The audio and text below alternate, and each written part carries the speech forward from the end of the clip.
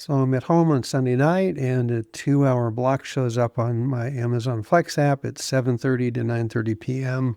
I wasn't busy, so I thought, why not? How hard could it be? Well, that turned into the block from hell, and it was a big rookie mistake. So here's the scoop. When I pulled into the warehouse, I was the only car. I thought, that might not be a good thing. It was an hour drive to the first stop. Okay. 8 packages to deliver. Curiously, the person working at the warehouse manually added an extra stop to the end of my route as I was ready to load. I didn't think much of that at the time, but it turned into a whole thing on its own. I'll share about that. But I had committed, so off I went. Now, the app was trying to send me on an expensive toll road. I'd made that mistake before, so I avoided that, but it added about 15 minutes to my time to the first house. So more on tolls in a little bit. I was already running late. First house I get to, gated community. There were no instructions on how to get in. The customer didn't answer their phone, and support was no help.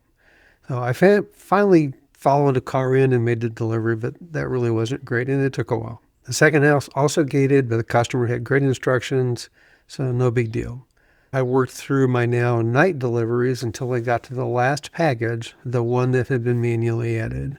By then, it was almost 10 o'clock at night, Amazon's and my personal cutoff time. And guess what? That extra package was a 20-minute drive, and there's no way I could be there by 10 p.m., and I'm not going to pull into a rural home after 10 o'clock at night. That's a really good way for things to go sideways. And it was that much further from my home, and I was already an hour's drive away. I called support. They listed it as undeliverable because of the time. Fair enough. But it was 11 o'clock before I got home, so my 2-hour block had turned into a 3.5-hour commitment, and I wasn't done yet.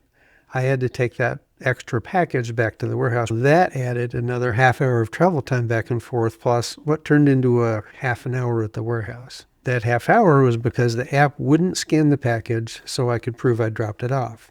I got the shift supervisor. He was really great. He tried everything he could, but he couldn't get it to work in my app.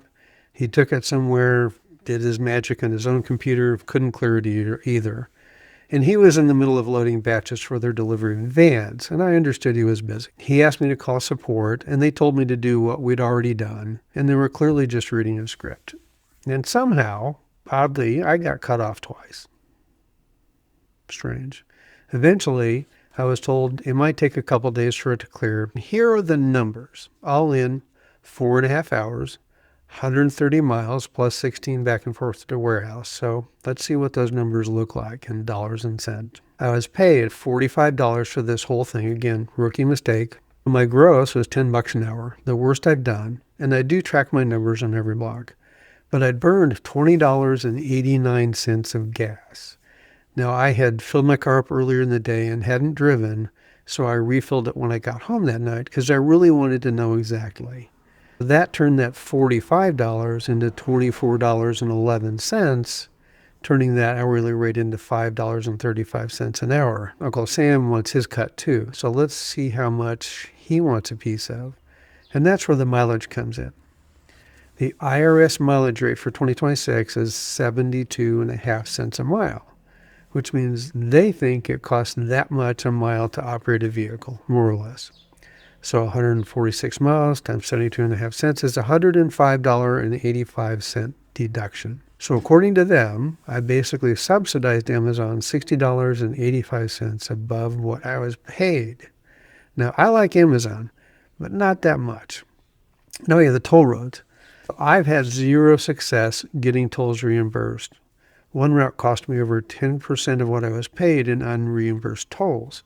So now I get around that by using my own maps program to get to the first address by marking the avoid tolls option. So it adds time, but it saves a lot of money because the one toll road in my area is really pricey. The map in the app sends me on toll roads. It is the fastest way to get to destinations, and that's their first concern. I haven't found an avoid tolls option in the app. If there is, let me know. I'm charging this off to my lessons learned account, and the biggest lesson is never take a last-minute small block. And P.S., I live in a small community. We don't have Fresh or any of those other interesting things that I see in larger communities. So my bank account might look ever so slightly fatter, but not really. If you do Flex, what do you do with these small blocks? Do they make sense to you? Am I missing something? Thanks for watching. Appreciate it.